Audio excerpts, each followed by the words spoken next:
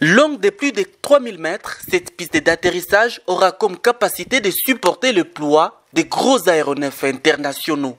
C'est le gouverneur de la province Nord Kivu qui a procédé à son inauguration en présence des autorités provinciales et nationales, ainsi que les responsables des deux entreprises qui ont exécuté les travaux. Dans son allocution, le coordonnateur de la cellule d'exécution du projet de transport multimodal a loué la bravoure des entreprises qui ont exécuté les travaux et qui ont fait de cet aéroport international une référence en RDC.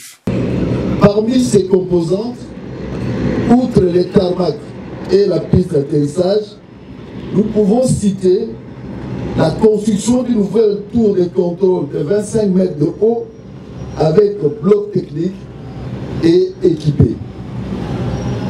Pourquoi cette tour? Car la tour actuelle ne répond pas aux normes.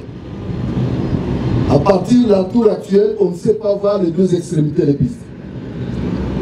En plus de la tour, nous avons la réhabilitation de la centrale électrique qui est équipée notamment de deux groupes électrogènes de 500 kVA chacun. La régie des voies aériennes a réceptionné cet ouvrage constitué également d'un tarmac qui avait jadis une superficie de 16 000 m², mais qui vient aujourd'hui de voir son perfectionnement. Le tarmac avait une superficie de 16 000 m² et actuellement, avec les travaux effectués, 26 000 m² sont disponibles. Un ouvrage qui reflète une fois de plus la valeur de la province Nord Kivu à travers le monde. Le gouverneur remercie les responsables de ce projet.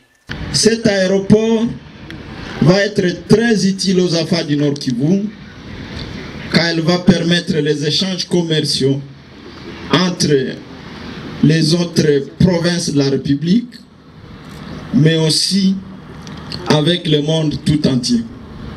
Nous souhaiterions que les légumes du Nord Kivu puissent partir d'ici, aller à Dubaï, aller à Chine, aller dans d'autres pays du monde. Nous souhaiterions que les poissons du Nord Kivu puissent partir de cet aéroport pour aller à Kinshasa. Quoi de plus d'encourager les éleveurs du Nord Kivu pour que la viande de Goma du Nord Kivu puisse répondre à la question de la sécurité alimentaire dans les grandes villes comme Kinshasa. Nous pensons que nous avons les atouts. Pour rendre l'utile à l'agréable, une démonstration et décollage des avions a été observée. Ces travaux sont financés par la Banque mondiale avec un coût global estimé à plus de 54 millions de dollars.